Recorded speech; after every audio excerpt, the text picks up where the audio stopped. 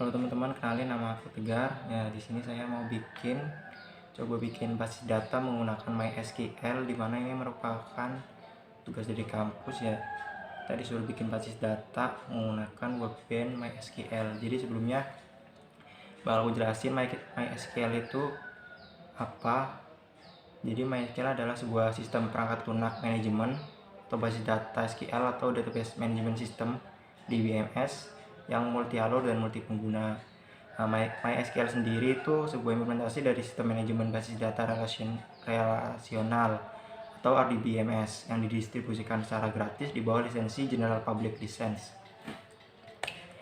Nah, jadi di sini ini merupakan contoh kasus dari dosen kita, dimana kita disuruh membuat workbench mengenai dari minimarket Dewayanto.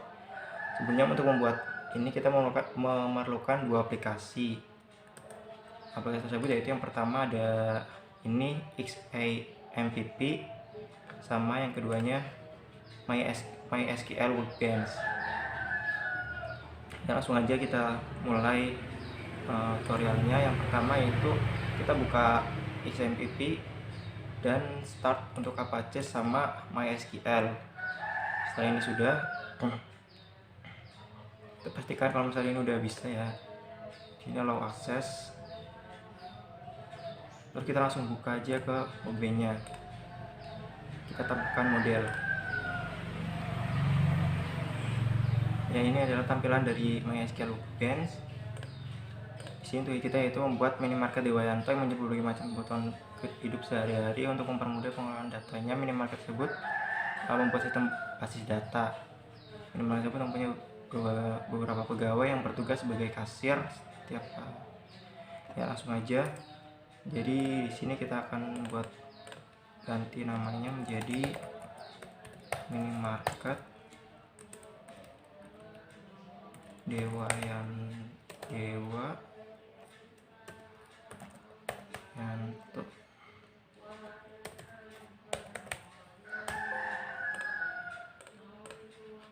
Lalu kita add diagram, klik 2 kali. Setelah muncul ini, kita masukkan tabel bisa diklik di sini, atau kalian bisa klik huruf T lalu klik bebas. Untuk tabel pertama klik 2 kali ya, terus kita bikin nama yaitu kasir, sama setiap ada customer melakukan transaksi, kasir ini melayaninya. Data penting tentang kasir yang dicatat oleh minimarket adalah nama, alamat, dan nomor telepon. Di sini nanti kita masukkan nama, alamat, nomor telepon.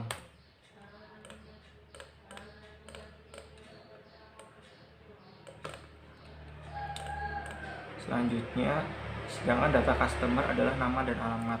Jadi kita buat tabel satu lagi, klik T lalu klik bebas, klik 2 kali di sini, klik 2 kali, kasih nama customer, enter, lalu klik 2 kali di sini lagi, kita kasih nama,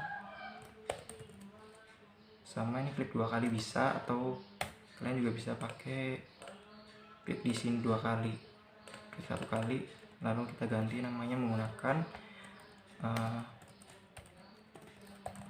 alamat.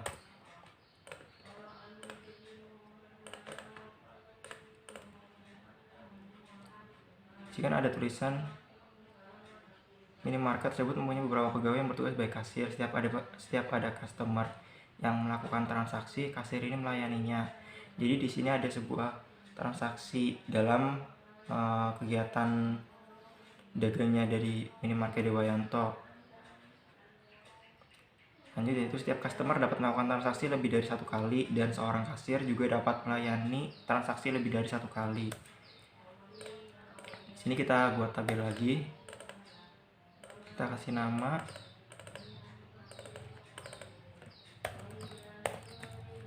transaksi.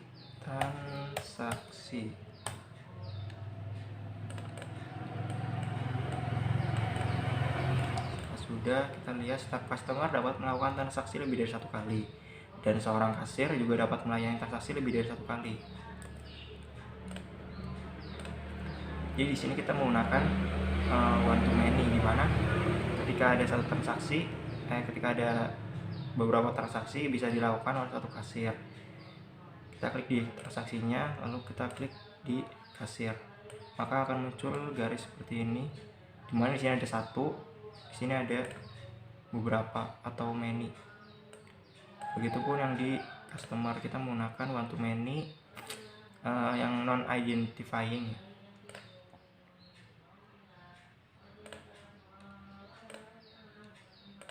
Salah, lihat transaksi ke customer.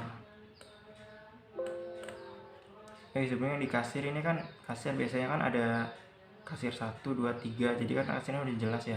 Ini kita menggunakan non identifying, tapi sebenarnya bukan yang ini. Jadi kita bisa ganti, kita menggunakan yang ini, identifying relationship.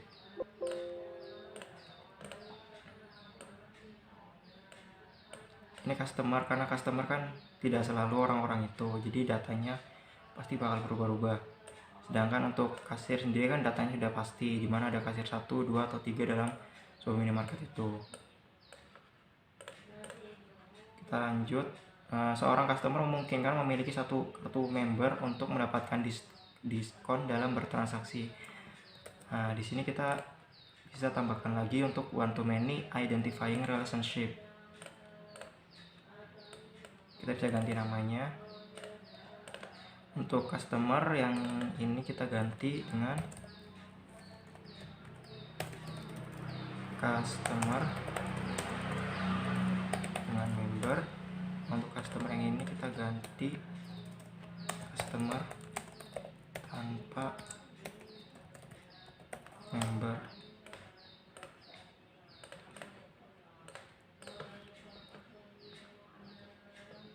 Nah, di dalam transaksi tersebut terdapat penjualan barang, yang mana setiap transaksi memungkinkan terdapat berbagai macam barang dan sebaliknya. Jadi di dalam transaksi ini kita bisa tambahkan lagi untuk kolom name-nya, yaitu penjualan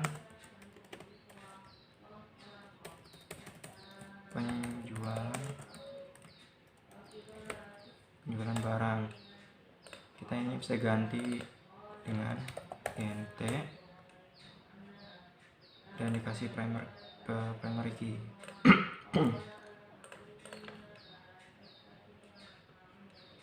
Yang mana setiap transaksi memungkinkan terdapat berbagai macam barang dan sebaliknya. Setiap transaksi minimarket tersebut menyimpan ada tanggal, nama, dan jumlah barang serta total pemasukan.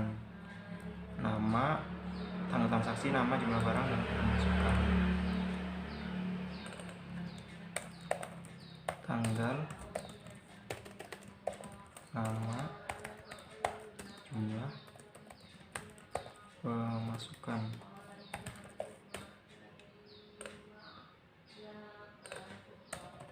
Kita bisa pindah ini ke atas. Untuk tanggal di sini kita ganti dengan date. Kalau enggak dicari sini juga bisa. Date time, ada date, kita pakai date. Jadi begini untuk tabel transaksinya. Selanjutnya, setiap barang memiliki nama, merek, jenis, harga, dan stok yang tersedia. Kita buat satu tabel lagi. Klik, atau klik 2 kali. Kita ganti namanya menjadi barang. Kolom name di sini ada nama, merek, jenis, harga, nama, merek, jenis, harga, dan stok yang tersedia. Stok.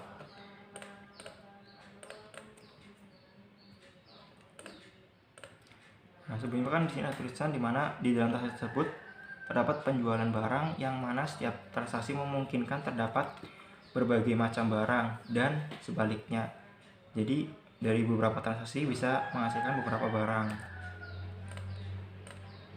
Jadi dengan begitu kita akan menggunakan yang many to many and identifying relationship, transaksi dan penjualan, maka akan secara otomatis muncul ini. Nah, di sini yang tidak dipakai itu transaksi kasir nama dan customer dengan member. Yang dipakai cuma transaksi penjualan barang dan barang dengan namanya.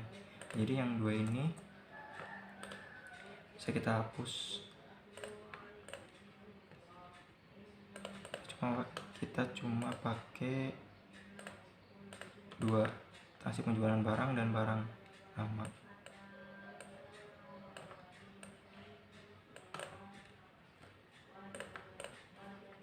Selanjutnya, untuk menyediakan stok barang di minimarket, barang diperoleh dari supplier. Supplier ini bisa menjual banyak barang di minimarket tersebut, namun barang yang bersangkutan hanya boleh disediakan oleh satu supplier saja. Data supplier yang dimasukkan adalah nama, alamat, dan nomor telepon. Kita buat satu tabel lagi dengan nama supplier. Ini datanya ada nama, alamat, dan nomor telepon.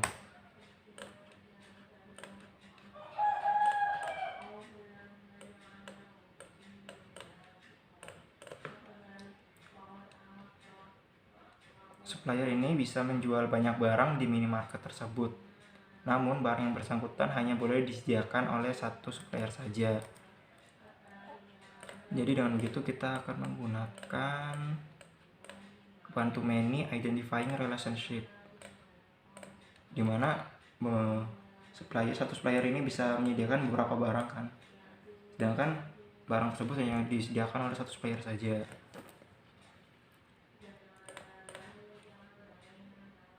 Memiliki lebih dari satu nomor telepon.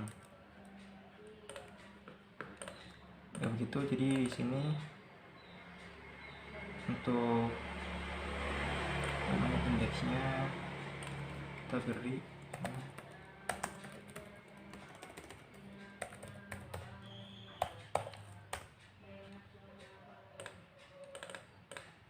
indeks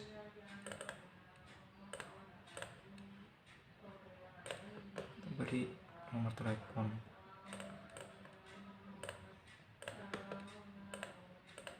Jadi akan muncul data nomor telepon ketika melakukan transaksi.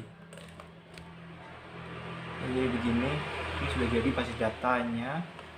Selanjutnya bisa kalian save dengan mengklik file, save model. Kalian bisa beri nama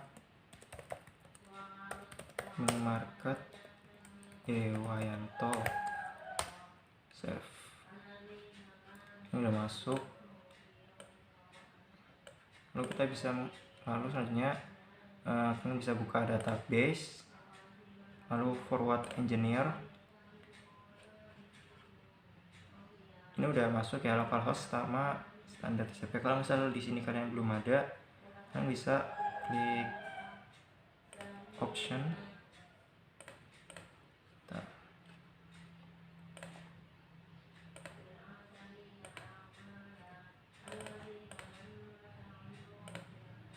Oh, di sini manage stored connection. Nah, di sini kan kalau misal kalian ini yang belum ada localhost, kalian bisa tambahkan di sini. Kita klik new, lalu tambahkan yang localhost. Kalau misal sudah ada, jadi tidak perlu lagi. Setelah kalian udah tambahkan, lalu test connection, lalu close, akan muncul seperti ini. Lanjut ke tinggal next. Sini tinggal di next saja. Nah, yang ini yang paling atas yang dicentang kan udah, jadi lanjut. Nah, ini udah muncul script dari database kalian. Kalian bisa klik save to file. Sini akan bentuknya itu SQL script, jadi cuman script tersebut. Kalau yang tadi bentuknya MWB, jadi kalau misal dibuka kalian bisa kalau misal mau diedit lagi, mau dibetulkan lagi, bisa dilakukan di situ. Kita ganti namanya minimarket Wilayanto. Udah save. Ini next. Nah, kalau di sini ada yang error, berarti ada beberapa yang tidak tepat. Kalau misalnya ada yang error gini, kalian bisa gunakan lagi.